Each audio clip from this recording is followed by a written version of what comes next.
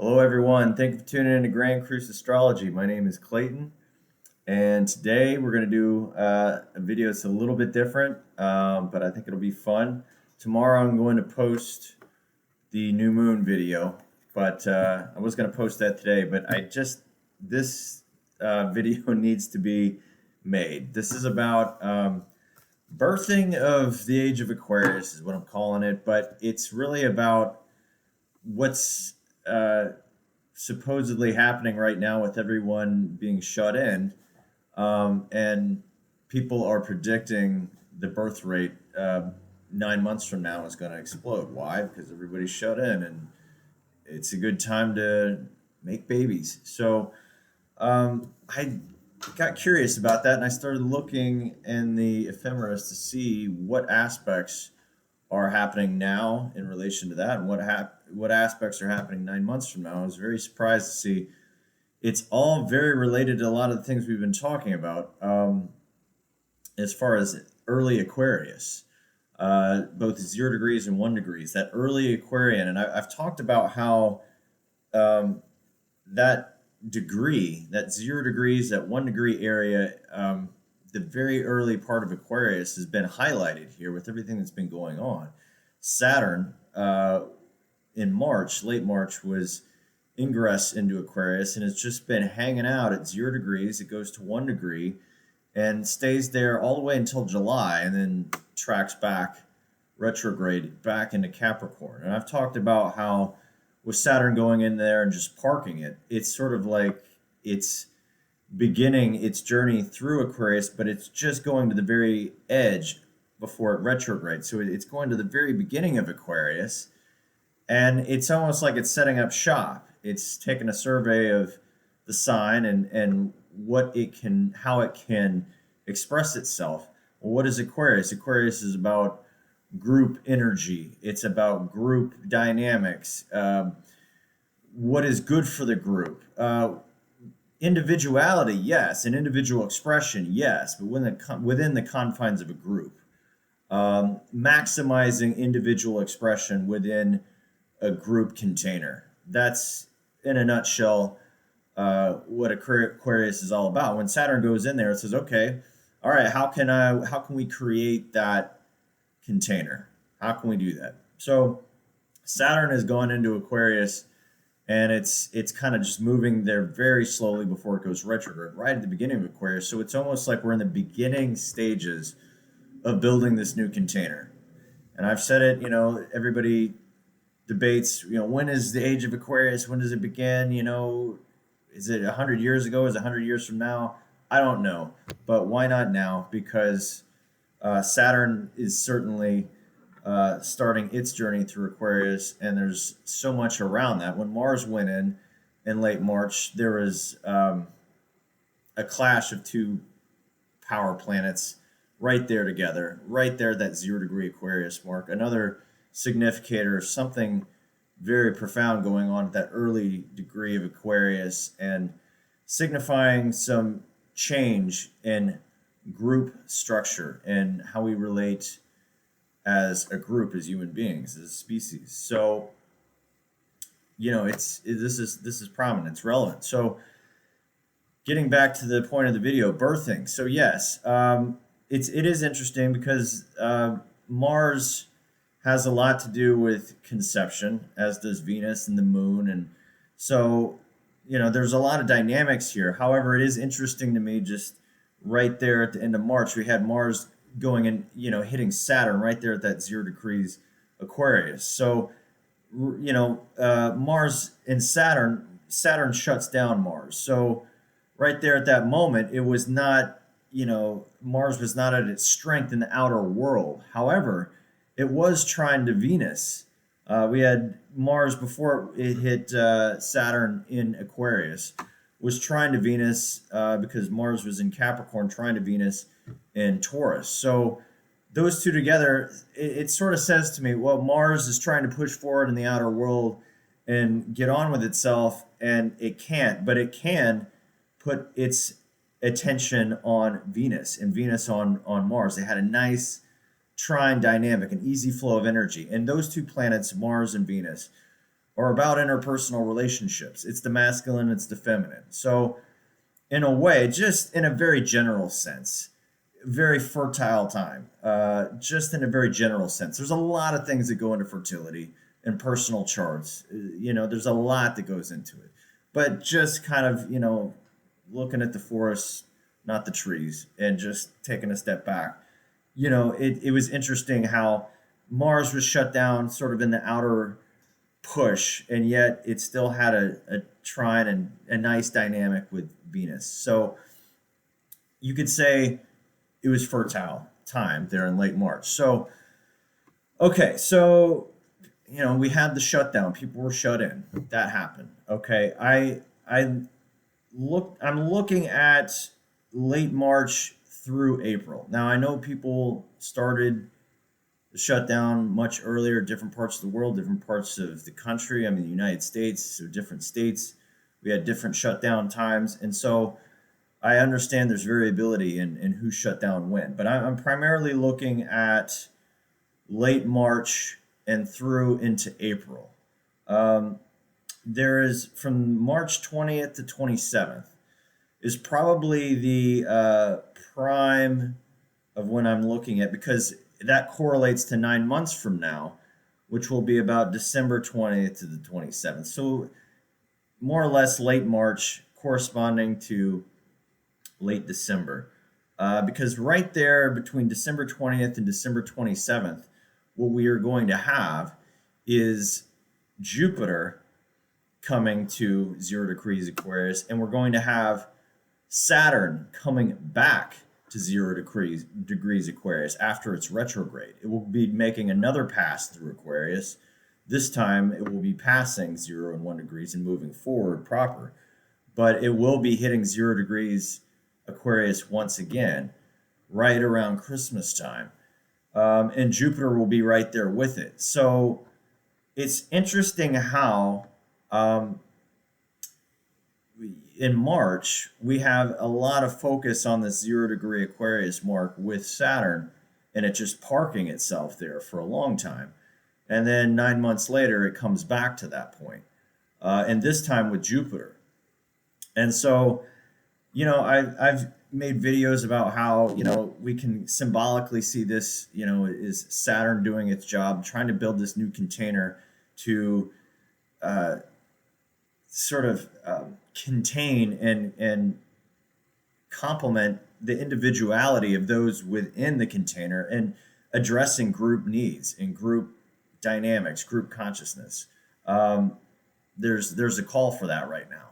There's a call for a different kind of container than what we've been living in to address the larger group and the individuals within it. So that's been going on. Well, it's interesting how 9 months from now, we're going to be getting back to that. And this time we're going to be having Jupiter. When I did the Vimeo extended video, I was talking about how when Mars hit Saturn in March, late March, it was kind of this energies of Mars is the pushing forward energy, it's the green light, and Saturn's the red light, and they were just at odds with each other because they don't even when they're right on top of each other at 0 degrees, they're right there together. Mars is trying to go and Saturn is saying stop, and it can create a lot of tension, a lot of latent energy. But now Mars will have moved on once we get to December, and Jupiter is going to be right there in that same dynamic that Saturn was, only it's Jupiter this time. So Jupiter and Saturn's a little bit different.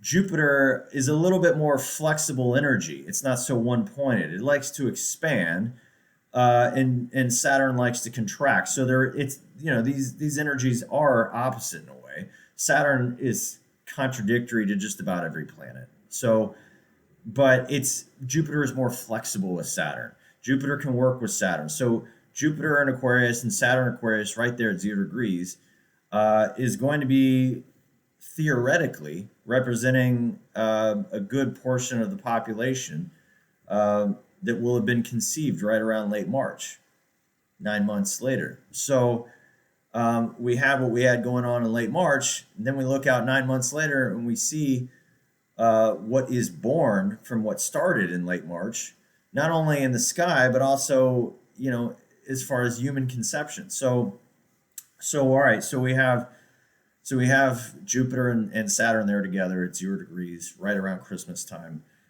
Uh, Theoretically, a lot of people being born at that time. So if that's the case, then what are these? What is this? What is Jupiter and Saturn at 0 degrees in Aquarius represent? Well, again, as I've said, Saturn and Aquarius representing larger group, and these people are going to be, they're going to have very sharp, objective, scientific minded ideas. There's going to be a lot of idealism, but grounded in reality, grounded in what's tangible, what can be done. It's going to be very utilitarian thinking, very utilitarian minded when you're talking about Saturn in Aquarius. But when you have Jupiter there with it, bringing that desire for expansion and growth. Okay. So it's going to bring a lot of the philosophy and the theory, a lot of the optimism, a lot of the hope. Jupiter will expand the individual expression of Aquarius as much as humanly possible, even though it's right there with Saturn. Jupiter is going to push those limits with Saturn, and Saturn is going to push back. There is going to be a tension of, you know, what is possible as an individual within the constructs of the group container, and there's going to be that tension of wanting to expand beyond it but not being able to, and that peristalsis effect, okay, which can be very creative and create tangible outcomes. Jupiter and Saturn together, that's a builder combination. So this is a generation of people that can be tremendous builders in this world of a new vision. Aquarius is a very visionary, scientific, futuristic, forward thinking kind of sign. So when these two planets giving energy to that, it's going to be a very, very powerful generation of people born around this time, no doubt about it. So that's that. That's for the now as we get further along. So I was correlating this to people conceived in late March, being correlated to people being born in late December. As you get more into April, then you would kind of correspond that to 9 months later being, January. Now, in January, you still have Saturn and Jupiter there together within a few degrees, so it's still relevant. It's not right on each other. It's still an early Aquarius, but it's not right at 0 degrees. That window right around Christmas time, that is the window of the exact 0 degree conjunction, very powerful. However, it's still relevant. You're still going to have early Aquarians with conjunctions of Jupiter and Saturn there together. So they're still going to be carrying a lot of this energy that I'm talking about, this forward-thinking, futuristic expansion of individuality and expression within the constructs of a group rules, group dynamics, all going to be there, just maybe not as precise, still relevant. And then as you get into May of this year, conceptions in May that would correspond to February 2021,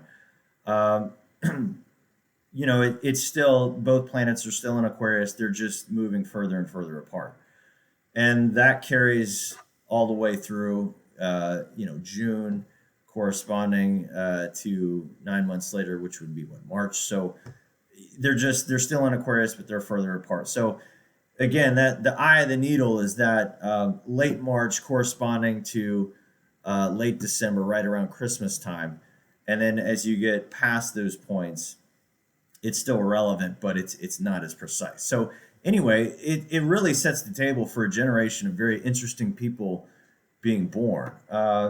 And for the month of December, births happening in late December through January into February too, I believe, we're going to have Mars in Aries and in Taurus, which both of those signs I have found Mars in Aries is a very powerful expression of Mars energy because Mars is at home in Aries. So it's unfettered, it's a go-getter, it's got a lot of uh, bullheaded, just take charge, leadership, act first, think later. So it's not all. It's a very um, active energy, and these people are going to have very very strong will, if you will. So and then Mars and Taurus moving into Taurus once you get into January of 2021. Uh, Now Mars and Taurus, they say it's in its detriment because it's a sign ruled by Venus. In theory, that's the case, but I haven't seen that at all in people. I've seen Mars and Taurus people to be very um, uh, it's like there's a what is the word that I'm looking for Mars and Taurus people? It's steadfastness. There's a steadfastness there. There's an ability. It's like a slow burn, an ability to really hunker down and get things done. Very stubborn, very stubborn. However, uh, very have a very strong penchant for creating outcomes in the physical world, materially. Um, and so, anyway, that's just a little bit about the births coming in later in the year and into next year that are being conceived right now. If we do have a baby boom, this is the kind of energy that we'll be dealing with this generation of babies being born, and I think it's going to be very interesting.